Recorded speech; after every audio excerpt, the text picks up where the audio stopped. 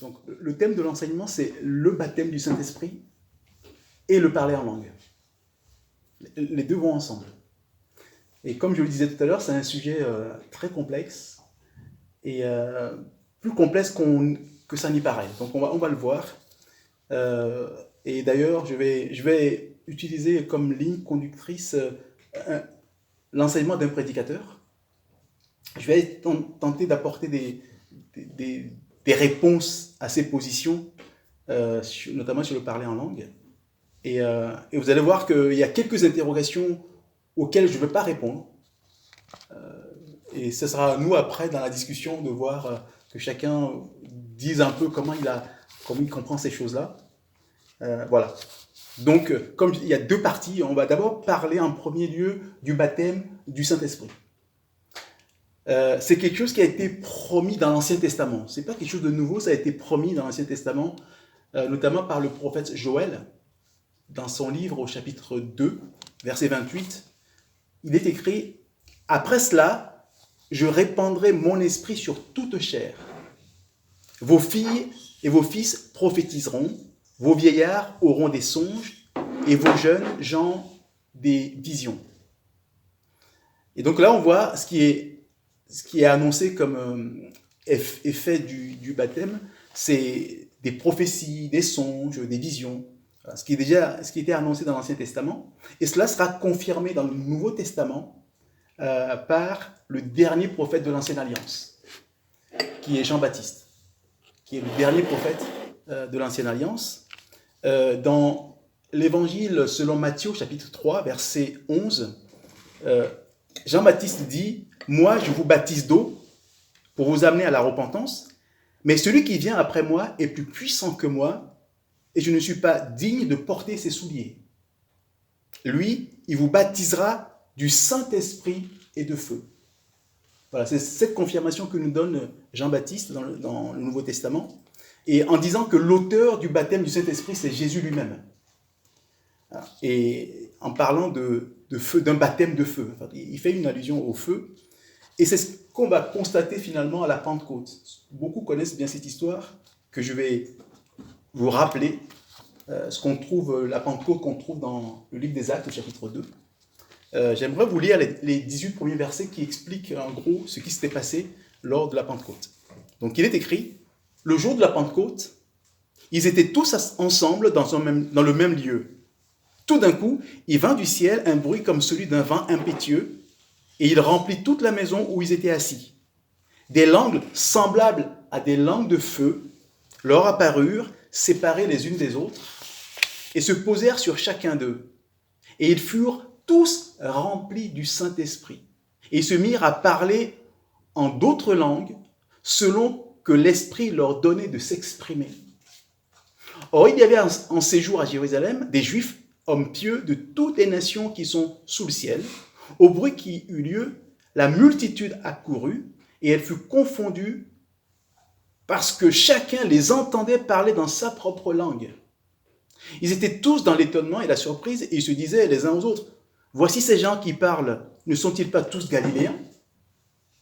Et comment les entendons-nous dans notre propre langue à chacun, dans notre langue maternelle?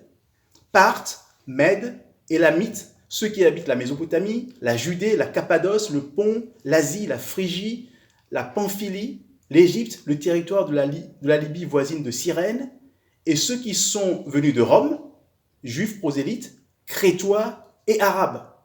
Comment les entendons-nous parler dans nos langues des merveilles de Dieu? Ils étaient tous dans l'étonnement, et ne sachant que penser, ils se disaient les uns aux autres, « Que dire de ceci ?» Enfin, que veut dire ceci? Mais d'autres se moquaient et disaient, ils sont pleins de vin doux. Alors Pierre se présentant avec les 12, éleva la voix et leur parla en ces termes.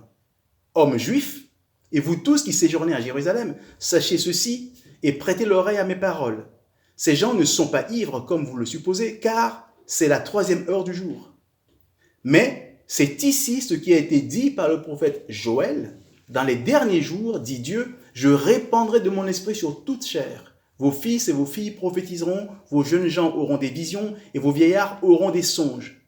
Oui, sur mes serviteurs et sur mes servantes. Dans ces jours-là, je répandrai de mon esprit et ils prophétiseront.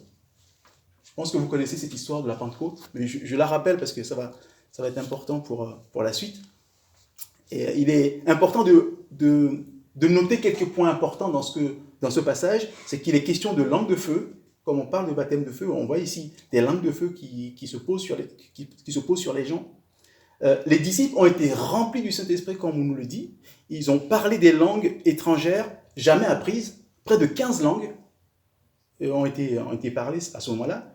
Et ils parlaient des merveilles de Dieu. Et ce qu'on a vu aussi par rapport à l'apôtre Pierre, c'est que c'est quand même des gens qui se cachaient, qui voulaient pas, qui avaient peur des Juifs. Mais quand il a reçu le baptême, il a eu l'audace, il a commencé à parler aux gens, a commencé à parler à la foule. Voilà. Et on voit aussi que c'est la réalisation, et il dit finalement que c'est la réalisation de la prophétie de Joël.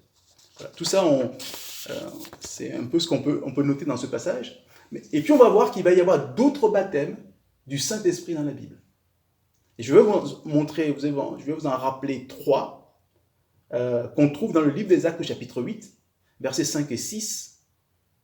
Il y a toute une histoire qui est racontée dans le chapitre 8, mais je vais choisir quelques versets comme ça. Versets 5 et 6, Philippe étant descendu dans la ville de Samarie, il prêcha le Christ. Les foules tout entières étaient attentives à ce que disait Philippe, lorsqu'elles apprirent et virent les miracles qu'il faisait. Au verset 12, mais quand ils eurent cru à Philippe, qui leur a annoncé la bonne nouvelle du royaume de Dieu et du nom de Jésus-Christ, hommes et femmes se firent baptiser. Au verset 14 et 17, nous lisons, 14 à 17, les apôtres, qui étaient à Jérusalem, ayant appris que la Samarie avait reçu la parole de Dieu, y envoyèrent Pierre et Jean. Ceux-ci, arrivés chez les Samaritains, prièrent pour eux afin qu'ils reçussent le Saint-Esprit, car il n'était pas encore descendu sur aucun d'eux. Ils avaient seulement été baptisés au nom du Seigneur Jésus. Alors Pierre et Jean leur imposèrent les mains et ils reçurent le Saint-Esprit. Donc là, en fait, il est question de Samaritains. Samaritains, c'était des païens qui avaient été ramenés de divers endroits en Samarie, en Israël, et qui pratiquaient un semblant de judaïsme. Donc, le premier cas, ce sont des Samaritains. Et on voit ici, il y a une remarque aussi, c'est qu'il y a eu l'imposition des mains des apôtres pour qu'ils reçoivent ce Saint-Esprit. Mais en fait, ici, on ne nous dit pas quels ont été les signes qui ont prouvé qu'ils avaient été baptisés du Saint-Esprit. On nous parle d'aucun signe. On dit ils reçurent le Saint-Esprit, tout simplement. Mais par contre, on va voir des signes, par exemple, dans Actes chapitre 10, l'histoire de chez Corneille. On va lire les versets 44 à 48. Comme Pierre prononçait encore ces paroles, le Saint-Esprit descendit sur tous ceux qui écoutaient la parole. Tous les fidèles circoncis qui étaient venus avec Pierre furent étonnés de ce que le don du Saint-Esprit était aussi répandu sur les païens, car ils les entendaient parler en langue et glorifier Dieu. Alors Pierre dit, peut-on refuser l'eau du baptême à ceux qui ont reçu le Saint-Esprit aussi bien que nous ? Et il ordonna qu'ils fussent baptisés au nom du Seigneur. Voilà, là, on est chez les païens, chez Corneille qui était un païen romain. Eux, ils ont reçu aussi le Saint-Esprit. Et j'aimerais vous donner un dernier exemple. Là, ce qu'on a remarqué aussi que quand on nous a donné les signes, c'est qu'ils parlaient en langue et ils glorifiaient Dieu. Donc quand ils glorifiaient Dieu, les gens comprenaient, donc c'était dans une langue compréhensible.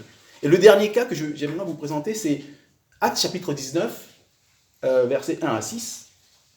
Pendant qu'Apollos était à Corinthe, Paul, après avoir parcouru les hautes provinces de l'Asie, arriva à Éphèse. Ayant rencontré quelques disciples, il leur dit, « Avez-vous reçu le Saint-Esprit quand vous avez cru ?» Et ils répondirent, « Nous n'avons pas même entendu qu'il y ait un Saint-Esprit. » Il dit, « De quel baptême avez-vous donc été baptisés ?» Et ils répondirent, « Du baptême de Jean. » Alors Paul dit, « Jean a baptisé du baptême de repentance, disant au peuple de croire en celui qui venait après lui, c'est-à-dire en Jésus. » Sur ces paroles, ils furent baptisés au nom du Seigneur Jésus. Lorsque Paul leur eut imposé les mains, le Saint-Esprit vint sur eux et ils parlaient en langue et prophétisaient. Voilà. Là, en fait, il s'agit de Juifs. Il s'agit de Juifs qui étaient disciples de Jean-Baptiste. Et là encore, il y a imposition des mains. Et ils ont commencé à parler en langue et aussi à prophétiser, que les gens comprenaient. Donc, c'était une langue compréhensible. dans ces cas-là. Voilà. Donc ça, ce sont les exemples qu'on va trouver dans le Nouveau Testament de baptême du Saint-Esprit. Voilà. Et donc, ensuite, qu'est-ce que nous pouvons dire aussi? Ce que j'aimerais aussi qu'on voit, c'est les différentes actions du Saint-Esprit sur le croyant. Qu'est-ce que la Bible nous dit sur ce que le Saint-Esprit fait sur le croyant? Dans Actes chapitre 2, verset 38, quand justement Pierre va prêcher pour la première fois l'évangile, il dit « Repentez-vous et que chacun de vous soit baptisé au nom de Jésus-Christ pour le pardon des péchés et vous recevrez le don du Saint-Esprit. » En fait, c'est un don. Le Saint-Esprit, c'est un don. La première chose qu'on voit, c'est le Saint-Esprit est un don. Et une fois qu'on est repenti, ceux qui se repentent, en fait, ceux qui sont sauvés, reçoivent le don du Saint-Esprit. La condition, c'est se repentir. Et on a le don. Dans 1 Corinthiens chapitre 3, verset 16, vous connaissez sans doute ce passage. « Ne savez-vous pas que vous êtes le temple de Dieu et que le Saint-Esprit habite en vous ?» Ça, c'est la deuxième chose que fait le Saint-Esprit. En fait, il vient habiter dans le croyant. Le croyant devient habitation du Saint-Esprit. Ça, c'est la deuxième chose. Et puis, dans Éphésiens chapitre 1, verset 13, nous lisons aussi « En lui, vous avez cru. » Donc, ce qui est important, c'est la repentance et la foi. Vous avez cru et vous avez été scellés du Saint-Esprit qui avait été promis. Donc là, il est question de sceau. Donc le Saint-Esprit vient sceller les chrétiens, vient mettre un sceau pour dire « Tu appartiens à Dieu ». C'est ça un sceau. C'est ce que vient faire le Saint-Esprit. Il vient mettre un sceau. Dans 2 Corinthiens chapitre 1, verset 21, nous lisons « Celui qui nous a fermis avec vous en Christ et qui nous a oints, c'est Dieu. » Donc là, il est question d'onction. Le Saint-Esprit vient oindre, vient mettre une onction sur le croyant. Et puis, un dernier passage sur les actions du Saint-Esprit sur le croyant. Et ça, c'est un verset auquel on ne fait pas souvent attention, qu'on trouve dans 1 Corinthiens chapitre 12, verset 13. Écoutez bien, « Nous avons tous, en effet, été baptisés dans un seul esprit pour former un seul corps, soit juif, soit grec, soit esclave, soit libre, et nous avons tous été abreuvés d'un seul esprit. » En fait, il est question ici de baptême du Saint-Esprit. Il est dit en fait que tous les croyants sont baptisés du Saint-Esprit et c'est la condition qui amène dans le corps de Christ. Vous avez tous été baptisés dans un seul esprit pour former un seul corps. En fait, le corps dont il est question, c'est l'Église. Il faut être baptisé du Saint-Esprit. D'accord? C'est ce que veut dire ce verset-là. Et ça m'amène une question qu'on pourra débattre tout à l'heure. La première question, c'est à quoi donc correspond l'expérience caractérisée par les prophéties et le parler en langue? Si tout le monde est baptisé dans l'église du Saint-Esprit, quelle est cette expérience qui fait qu'à un moment donné, les gens commencent à parler en langue ou à prophétiser? Donc on en débattra tout à l'heure. Et j'aimerais maintenant parler de Jésus et du baptême du Saint-Esprit. Quel est le lien entre Jésus et le baptême du Saint-Esprit? Après sa résurrection, Jésus va faire quelque chose dans Jean chapitre 20, verset 22, où il est dit, Jésus parle il vient parler à ses disciples après sa résurrection, et il est dit, après ces paroles, il souffla sur eux et leur dit, recevez le Saint-Esprit. C'est Jésus qui parle et souffle sur ses disciples en disant ça. Et puis bizarrement, il va faire une nouvelle promesse après, dans le livre des Actes, chapitre 1. Il fait une nouvelle promesse en parlant du baptême du Saint-Esprit, mais qui va donner une puissance pour être des témoins de Jésus. Nous trouvons ça dans Actes chapitre 1, verset 4, 5. Je lirai aussi le verset 8. Et comme il se trouvait avec eux, il leur recommanda de ne pas s'éloigner de Jérusalem, mais d'attendre ce que le Père avait promis. Ce que je vous ai annoncé, leur dit-il. Car Jean a baptisé d'eau, mais vous, dans peu de jours, vous serez baptisés du Saint-Esprit.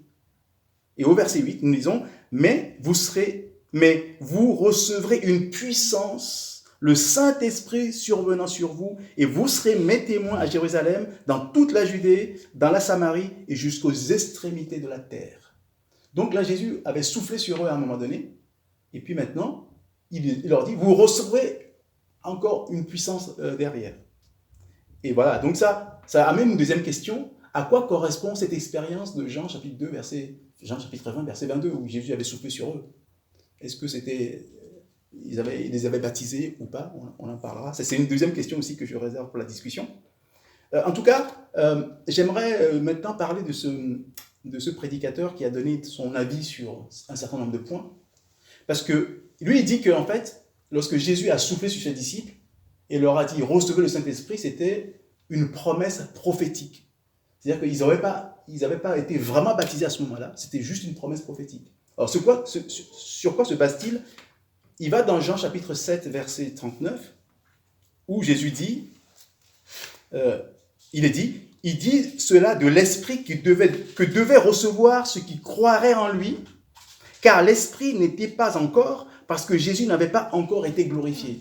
C'est-à-dire que tant que Jésus n'était pas glorifié, le Saint-Esprit ne pouvait pas venir sur les gens. Voilà. Donc, il se trouve que quand Jésus a soufflé sur ses disciples à ce moment-là, il n'était pas encore monté au Père, il a été glorifié ensuite. Donc il dit, donc à ce moment-là, ce n'était qu'une promesse prophétique quand il a soufflé sur eux. C'est son interprétation. Hein.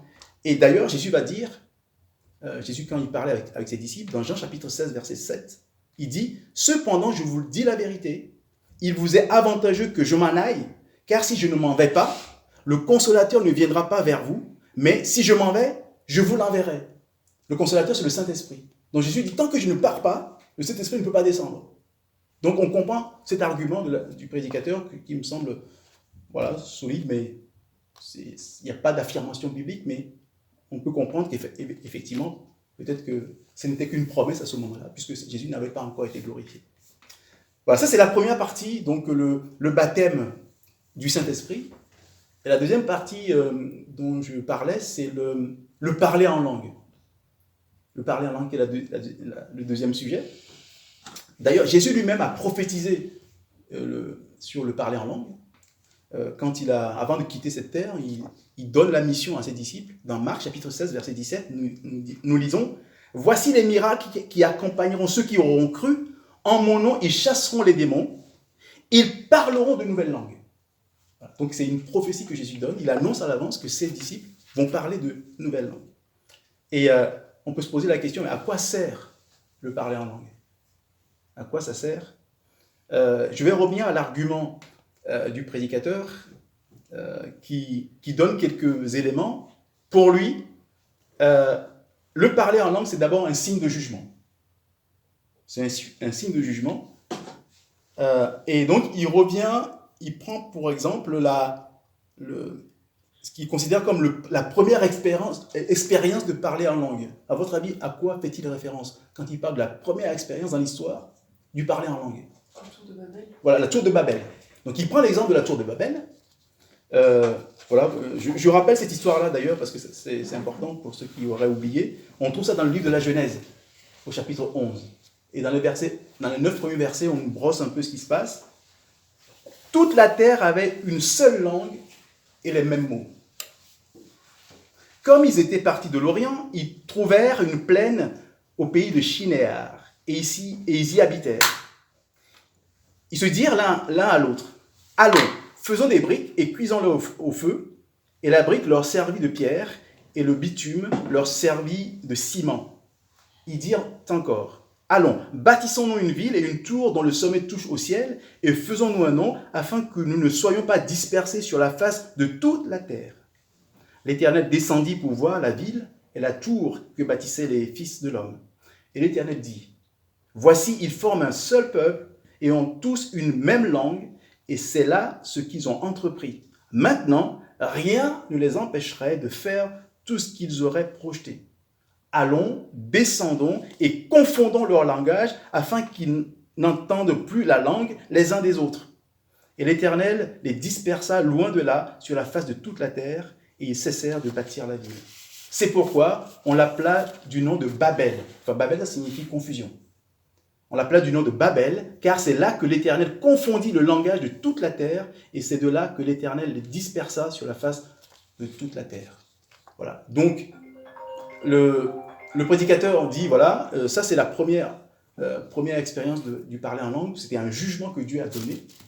Et dans 1 Corinthiens, il s'appuie aussi sur 1 Corinthiens chapitre 14, verset 21, il est écrit dans la loi, c'est par des hommes d'une autre langue et par des lèvres d'étrangers que je parlerai à ce peuple, et ils ne m'écouteront pas même, ainsi dit le Seigneur. Donc, c'est-à-dire qu'il dit quelque chose qui n'est pas forcément à l'avantage des gens. En fait, ici, Paul cite une parole du prophète Ésaïe 28, verset 11, qui rappelait un jugement contre Israël, ce passage-là. Et dans Ésaïe 66, versets 15 et 16, nous lisons aussi « Car voici, l'Éternel arrive comme un feu, et ses chars sont comme un tourbillon. Il convertit sa colère en un brasier, et ses menaces en flammes de feu. C'est par le feu que l'Éternel exerce ses jugements, c'est par son glaive qui châtie toute chair, et ceux que tuera l'Éternel seront en grand nombre. » Voilà, donc il rappelle ici, en prenant ce passage, le jugement de Dieu par le feu. Et donc, quand il compare le baptême du Saint-Esprit à un baptême de feu, pour lui, c'est un signe de jugement. Et il rappelle d'ailleurs ce que le prophète Jean-Baptiste, quand il baptisait, qu'est-ce qu'il disait? Si on lit le passage, il est vraiment question effectivement de menaces de Dieu. Dans Matthieu chapitre 3, versets 7 à 12, nous lisons « Mais voyant venir à son baptême beaucoup de pharisiens et de sadducéens, il leur dit, race de vipères, qui vous a appris à fuir la colère à venir. Produisez donc du fruit digne de la repentance et ne prétendez pas dire en vous-même, nous avons Abraham pour père. Car je vous déclare que de ces pierres-ci, Dieu peut susciter des enfants à Abraham. Déjà, la cognée est mise à la racine des arbres. Tout arbre donc qui ne produit pas de bons fruits sera coupé et jeté au feu. Moi, je vous baptise d'eau pour vous amener à la repentance, mais celui qui vient après moi est plus puissant que moi et je ne suis pas digne de porter ses souliers. Lui, il vous baptisera du Saint-Esprit et de feu. Il a son vin à la main, il nettoiera son aire, il amassera son blé dans le grenier, mais il brûlera la paille dans un feu qui ne s'éteint point. Donc, ce prédicateur prend ce passage en disant qu'en fait, on sent ici un jugement de Dieu qui est annoncé. Et en même temps qu'il parle de baptême du Saint-Esprit, il associe ça en fait à un jugement de Dieu. Et il s'appuie aussi sur 1 Corinthiens chapitre 14, verset 22, où il est dit « Les langues sont un signe, non pour les croyants, mais pour les non-croyants. » Voilà, donc il dit, voilà, c'est un signe de jugement pour les non-croyants. Et moi, je trouve qu'il y a un problème avec cette interprétation. Parce que, première chose, quand on lit bien la Bible, on se rend compte qu'à Babel, ce qui s'est passé à Babel, ce n'était pas que les gens ont commencé à parler de nouvelles langues. Parce que la Bible dit que les gens parlaient différentes langues avant Babel. Quand vous allez dans Genèse chapitre 10, on va lire quelques passages de Genèse chapitre 10, versets 1 et 2. C'est après le déluge, on dit « Voici la postérité des fils de Noé, Sem, Cham et Japheth. Il en naquit des fils après le déluge. Les fils de Japheth furent Gomer, Magog, Madai, Javan, Tubal, Méchec et Tiras. » Au verset 5, nous lisons aussi « C'est par eux qu'ont été peuplées les îles des nations, selon leurs terres, selon la langue de chacun, selon leur famille, selon leur nation. » Au verset 20, nous lisons « Ce sont là les fils de Cham, selon leur famille, selon leur langue, au pluriel, selon leur pays, selon leur nation. » Et puis le dernier verset 31, par exemple, « Ce sont là les fils de Sem, selon leur famille, selon leur langue, toujours au pluriel, selon leur pays, au pluriel, et selon leur nation. » Ça veut dire que quelque part, en fait, à la tour de Babel, les gens parlaient déjà plusieurs langues. Et alors, qu'est-ce qui s'est passé? Donc, on va parler maintenant de qu'est-ce qu'on peut comprendre, en fait, à la tour de Babel? C'est qu'on dit que Dieu est venu confondre leur langage. C'est-à-dire que les gens avaient le même langage, la même pensée, la même vision. Et Dieu est venu confondre en réalité cela. C'est plutôt comme ça qu'il faut le comprendre. Ils avaient un plan commun, ils avaient la même vision, le même langage. Voilà. Et Dieu est venu confondre ça. Mais maintenant, vraiment pour parler du problème qu'on a avec l'interprétation du jugement là, d'après le prédicateur, c'est que dans 1 Corinthiens chapitre 14, versets 27 et 28, nous lisons « En est-il qui parle en langue que 2 ou 3 au plus parlent, chacun à son tour, et que quelqu'un interprète. S'il n'y a pas d'interprète, s'il n'y a point d'interprète, qu'on se taise dans l'église et qu'on parle à soi-même et à Dieu. » Donc on se dit, mais quelqu'un qui parle à lui-même en langue, qui murmure en langue, quel est le jugement qu'il y a là? Il juge qui? Il se juge lui-même? ça ne colle pas en termes de, si on veut parler de jugement. Celui qui parle à lui-même ou qui parle à Dieu, on ne voit pas très bien le jugement qu'il y a là-dedans. Voilà. Donc, en fait, l'hypothèse du jugement tient difficilement dans ce cas-là. Alors, je vous propose une petite pause, juste pour souffler un peu, et après, on va reprendre. Donc, après cette petite pause, on va voir le deuxième point de vue du prédicateur par rapport aux langues. Justement, c'est que par rapport à ce que tu disais tout à l'heure, c'est que lui, il dit que les langues sont forcément des langues du monde. Des langues parlées dans le monde, des langues étrangères, des langues humaines. D'accord ? Alors, il s'appuie par exemple sur 1 Corinthiens chapitre 14, verset 10, qui dit « Quelles nombreuses que puissent être dans le monde les diverses langues, il n'en est aucune qui ne soit une langue intelligible. » Voilà. Le problème justement avec cette interprétation, c'est que un peu plus haut dans le chapitre, verset 2, Paul écrit « En effet, celui qui parle en langue ne parle pas aux hommes, mais à Dieu, car personne ne le comprend, et c'est un esprit qui dit des mystères. » D'accord ? Donc il ne parle pas aux hommes, mais à Dieu, personne ne le comprend. Pourquoi ? Parce qu'il parle en esprit et il dit des mystères. Donc ce n'est pas une langue humaine. Il dit des mystères que les gens ne comprennent pas. Et on voit qu'en fait cette expérience est quand même différente de ce qui s'est passé à la Pentecôte, où les gens comprenaient les langues. D'accord ? Mais en fait, on peut expliquer le verset, enfin, quand on parle de langue intelligible, c'est surtout que ce que veut dire Paul, c'est que quand on veut communiquer, il faut utiliser une langue, il faut qu'on utilise une langue intelligible par les gens qui sont en train de parler. C'est-à-dire que, si on lit d'ailleurs le verset 11, il dit « Si donc je ne connais pas le sens de la langue, je serai un barbare pour celui qui parle, et celui qui parle sera un barbare pour moi. » C'est-à-dire que quand je veux communiquer, il faut absolument qu'on utilise une langue intelligible, sinon ça ne sert à rien. Donc les langues que les hommes utilisent, c'est forcément intelligible pour qu'ils puissent communiquer. Voilà. Et par contre, s'il y a le parler en langue, il faut absolument qu'il y ait une interprétation, ou même n'importe quelle langue. Si je ne comprends pas la langue, il faut que quelqu'un interprète. Sinon, on ne peut pas communiquer. Dans 1 Corinthiens chapitre, on l'a lu tout à l'heure, je vais le relire, chapitre 14, versets 27 et 28. En est-il qui parle en langue, que 2 ou 3 au plus parlent, chacun à son tour, et que quelqu'un interprète. S'il n'y a point d'interprète, qu'on se taise dans l'église et qu'on parle à soi-même. En fait, il faut absolument une interprétation pour que les gens puissent comprendre. D'accord ? Et Paul, qui a dit, il disait, soyez mes imitateurs, comme je le suis moi-même de Christ. Ce qu'on trouve dans 1 Corinthiens 11, verset 1. Il dit, on va prendre l'exemple de Paul justement, si on veut être, puisque c'est un peu notre modèle, parce qu'il est d'abord le modèle de Christ, et il nous dit, soyez mes imitateurs. Il dit donc, dans ce chapitre qu'on va pas mal balayer, c'est le chapitre 14, versets 18 et 19, il dit, je rends grâce à Dieu de ce que je parle en langue plus que vous tous. Mais dans l'Église, j'aime mieux dire 5 paroles avec mon intelligence afin d'instruire aussi les autres que 10 000 paroles en langue. Ça, c'est le conseil que nous donne l'apôtre Paul. Dans l'Église, il préfère parler de façon intelligible pour que les gens puissent apprendre quelque chose. Donc, un des intérêts du parler en langue, comme pour d'autres dons spirituels, c'est l'édification de l'Église. Il ne faut pas qu'on perde ça de vue. C'est l'édification de l'Église. Dans 1 Corinthiens chapitre 14, j'aimerais vous lire quelques versets, verset 5.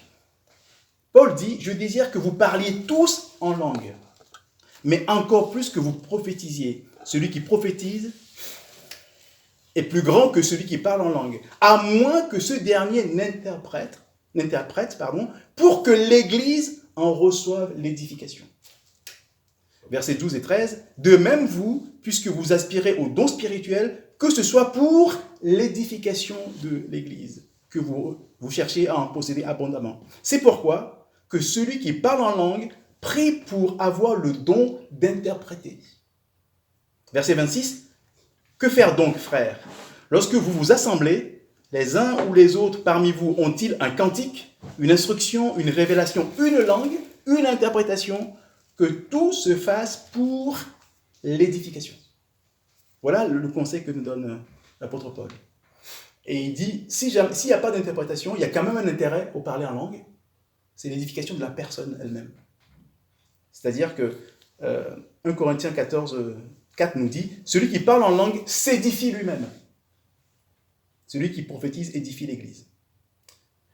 Alors, un troisième aspect, un troisième point que développe le prédicateur, c'est que Jésus n'aurait jamais parlé en langue. C'est la question que je me pose. Alors, en fait, il est impossible de l'affirmer. Tout ce qu'on sait, c'est que les Écritures ne nous rapportent pas ça. C'est pas parce que les Écritures ne rapportent pas qu'il ne l'a pas fait.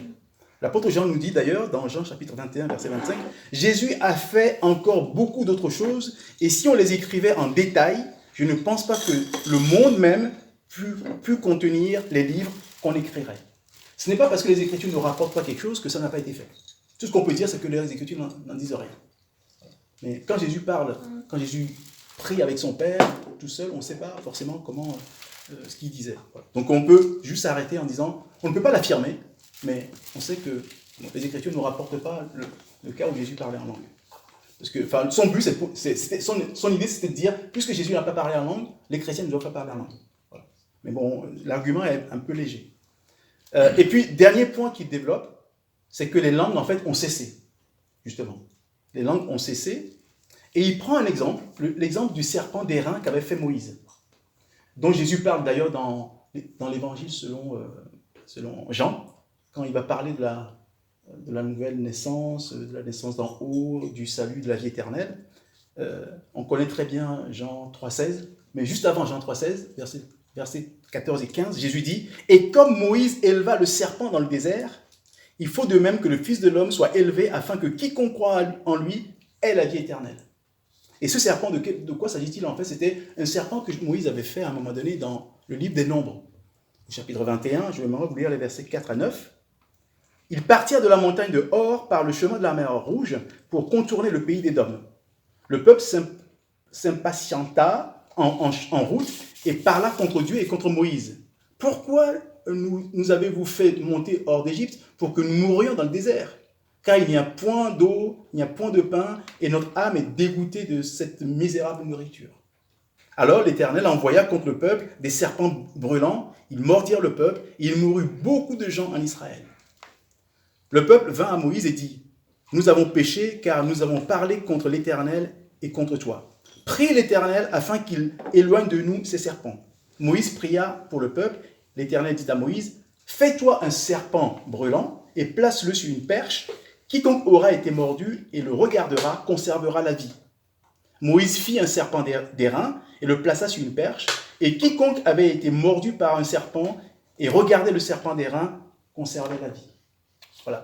Et donc ce serpent qui avait permis de sauver les gens, bon, les Israélites l'avaient gardé. Et des siècles plus tard, ils avaient transformé ça en idole. Et c'est ce qu'on trouve dans le livre des rois, deuxième livre des rois, au chapitre 18, versets 3 et 4. C'est le roi Ézéchias. Le roi Ézéchias fit ce qui est droit aux yeux de l'Éternel, entièrement comme avait fait David son père. Il fit disparaître les hauts lieux, brisa les statues, abattit les idoles et mit en pièces le serpent d'airain que Moïse avait fait. Car les enfants d'Israël avaient jusqu'alors brûlé des parfums devant lui et l'appelaient Nehushtan. Voilà. En fait, le prédicateur dit que le serpent d'airain était devenu inutile. Et pourtant, les Israélites l'avaient transformé en idole, comme aujourd'hui les chrétiens utilisent le parler en langue qui est devenu inutile et que les gens ont transformé en idole dans les églises. C'est ça, c'est son argument. Il compare ça comme ça. En fait, c'est quoi? En fait, c'est un prédicateur qu'on appelle cessationniste. Et les cessationnistes disent que les dons du Saint-Esprit ont cessé après les apôtres. C'est ça leur argumentation. Et alors, il s'appuie sur un passage d'ailleurs qui est dans 1 Corinthiens 13, versets 8 à 10. Il est effectivement écrit « La charité ne périt jamais. Les prophéties prendront fin, les langues cesseront, la connaissance disparaîtra. Car nous connaissons en partie et nous prophétisons en partie. Mais quand ce qui est parfait sera venu, ce qui est partiel disparaîtra. » Donc ils disent effectivement que les prophéties, les langues, les connaissances, tout ça, ça a cessé. Mais le problème avec cette interprétation, c'est dans le verset 10 même où il dit « Quand ce qui est parfait sera venu, ce qui est partiel disparaîtra. » Mais pour nous, ce qui est parfait n'est pas encore venu. Pour vous, c'est quoi le parfait? Jésus. C'est Jésus. Donc tant que Jésus n'est pas revenu, pour nous, le parfait n'est pas venu. Donc il n'y a aucune raison que les dons cessent. Donc pour moi, en fait, la réponse se trouve dans le verset, dans le passage lui-même. Mais eux, ils disent non, c'est fini, les dons, après les apôtres, les dons ont cessé. Mais nous pensons, moi je pense aussi personnellement que les dons continuent, parce que ce verset nous le dit. Ce n'est que lorsque Jésus sera revenu que les dons vont cesser. Eux, ils se basent sur quoi pour dire que c'est fini? Ils disent simplement, on dit que puisque les prophéties prendront fin, les langues cesseront, mais c'est que on n'a pas la fin, il n'y a pas de date, il n'y a pas de moment de fin. Voilà. Donc voilà, il y a une réponse comme ça, c'est la Bible qui est parfaite, et donc une fois que la Bible a été compilée, c'est terminé. Voilà. Ça, c'est leur argumentation. Mais en fait, le parler en langue, je le rappelle, ce n'est qu'un don parmi d'autres dons. D'accord ? Les gens sont souvent focalisés sur le parler en langue comme don spirituel, mais je vais quand même rappeler les dons spirituels qu'on trouve dans 1 Corinthiens chapitre 12, versets 7 à 11. Or, à chacun, la manifestation de l'Esprit est donnée pour l'utilité commune. En effet, à l'un est donné par l'Esprit une parole de sagesse, à l'autre une parole de connaissance, selon le même Esprit, à un autre la foi, par le même Esprit, à un autre le don des guérisons, par le même Esprit, à un autre le don d'opérer des miracles, à un autre la prophétie, à un autre le discernement des esprits, à un autre la diversité des langues, à un autre l'interprétation des langues. Il y a 9 dons spirituels qui sont cités, et la suite c'est « Un seul et même esprit opère toutes ces choses, les distribuant à chacun en particulier comme il veut. » Le Saint-Esprit distribue comme il veut. Donc le parler en langue, si on comprend bien, n'est pas donné à tous les chrétiens. Le Saint-Esprit le donne à qui il veut. D'ailleurs, on va lire un passage, et je vais vous demander votre collaboration pour nous en convaincre que tout ça, ces dons ne sont pas donnés à tout le monde. 1 Corinthiens chapitre 12, versets 28 à 30. Il est dit, et Dieu a établi dans l'Église, premièrement des apôtres, secondement des prophètes, troisièmement des docteurs, ensuite ceux qui ont le don des miracles, puis ceux qui ont les dons de guérir, de secourir, de gouverner, de parler diverses langues. Tous sont-ils apôtres, à votre avis? Non. Tous sont-ils prophètes? Tous sont-ils docteurs? Tous ont-ils le don des miracles dans l'Église? Tous ont-ils le don des guérisons? Tous parlent-ils en langue? Tous interprètent-ils? Pour moi, toutes ces questions ont une seule réponse, c'est non. Mais pourquoi du coup on s'est vachement focalisé sur ça? Pourquoi on s'est focalisé? On va en parler après, pourquoi les gens se sont focalisés sur le parler en langue. Mais alors qu'en fait, ce n'est pas donné à tout le monde. Tous les dons spirituels ne sont pas donnés à tout le monde. Le Saint-Esprit donne ce qu'il veut à qui il veut. D'accord? La Bible est claire là-dessus. Alors, les gens disent souvent, oui, mais Paul souhaite pour tous, a dit qu'il souhaite que tout le monde parle en langue. Mais il se trouve que le Saint-Esprit fait ce qu'il veut. Même si Paul... parce que dans 1 Corinthiens chapitre 14, verset 5, Paul dit « Je désire que vous parliez tous en langue, mais encore plus que vous prophétisiez. » Voilà. Donc, les gens disent « Ah oui, mais puisque Paul désirait que tous les chrétiens parlent en langue, tous les chrétiens doivent parler en langue. » Mais ils oublient aussi que Paul dit « Il préfère encore que vous prophétisiez. » Mais les gens ne s'attardent pas sur la prophétie. Ils cherchent plutôt le parler en langue. Et je vais prendre un autre passage où Paul dit... Paul va parler du célibat, par exemple. Quand il parle du célibat, parce que lui, il était célibataire, il a dit, dans 1 Corinthiens chapitre 7, verset 7, « Je voudrais que tous les hommes fussent comme moi, c'est-à-dire célibataires. Mais chacun tient de Dieu un don particulier, l'une d'une manière, l'autre d'une autre. » Donc ça veut dire que Paul ne dit pas que tous les hommes doivent obligatoirement être célibataires. Il le désire, comme il désire le parler en langue pour tout le monde. Mais ça ne veut pas dire que tout le monde doit parler en langue, tout le monde doit être célibataire. Mais c'est son désir pour tout le monde. Et j'aimerais terminer par un passage que moi je n'ai pas compris en tout cas. sur lequel on va peut-être discuter après. J'ai commencé à en parler parce qu'il semble y avoir quelque chose de contradictoire dans ce passage. C'est 1 Corinthiens 14, versets 22 à 25. Les langues sont un signe, non pour les croyants, mais pour les non-croyants. La prophétie, au contraire, est un signe, non pour les non-croyants, mais pour les croyants. Si donc, dans une assemblée de l'Église entière, tous parlent en langue et qu'ils surviennent des hommes du peuple ou des non-croyants, ne diront-ils pas que vous êtes fous? Mais si tous prophétisent et qu'il survienne quelque non-croyant ou un homme du peuple, il est convaincu par tous, il est jugé par tous, les secrets de son cœur sont dévoilés, de sorte que, tombant sur sa face, il adorera Dieu et publiera que Dieu est réellement au milieu de vous. Alors, donc ça va être un peu long à débattre tout de suite, mais je garde ça pour la fin. C'est parce qu'en fait, ici, on sent une certaine contradiction par rapport au fait que les signes sont... Enfin, le parler en langue est un signe pour les non-croyants, mais après, on dit que c'est parce qu'on va prophétiser qu'ils vont la prophétie n'est pas un signe pour eux, mais c'est quand on va prophétiser qu'ils vont reconnaître que Dieu est au milieu de vous. Donc, je réserve ça pour la fin. Mais en tout cas, moi, ça me fait penser à une réflexion de l'apôtre Pierre que nous trouvons dans sa deuxième lettre au chapitre 3, versets 15 et 16. Pierre dit « Croyez que la patience de notre Seigneur est votre salut, comme notre bien-aimé frère Paul vous l'a aussi écrit selon la sagesse qui lui a été donnée.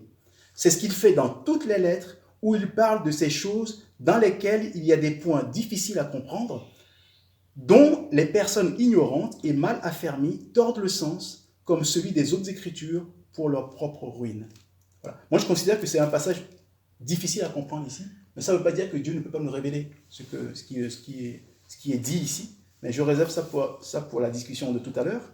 Et je voudrais rappeler aussi deux questions dont j'aimerais qu'on reparle après.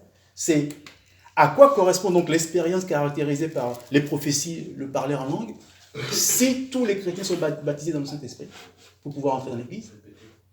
À quoi correspond l'expérience du parler en langue, des prophéties de certaines personnes, sachant que tous les chrétiens sont baptisés dans le Saint-Esprit, selon le verset que nous avons lu, que je relirai tout à l'heure d'ailleurs.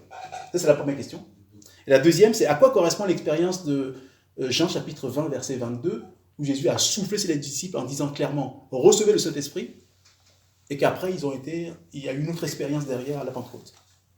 Ça, c'est les deux questions dont j'aimerais qu'on parle. Et donc, ma dernière exhortation, c'est justement vous rappeler deux passages. Donc, justement, le premier passage, c'est 1 Corinthiens 12, verset 13, où il est dit « Nous avons tous été baptisés dans un seul esprit pour former un seul corps, et nous avons tous été abreuvés d'un seul esprit. » Le dernier passage, c'est 1 Corinthiens 14, versets 39 et 40. « Ainsi donc, frères, aspirez au don de prophétie et n'empêchez pas de parler en langue, mais que tout se fasse avec bienséance et avec ordre. » Que Dieu vous bénisse.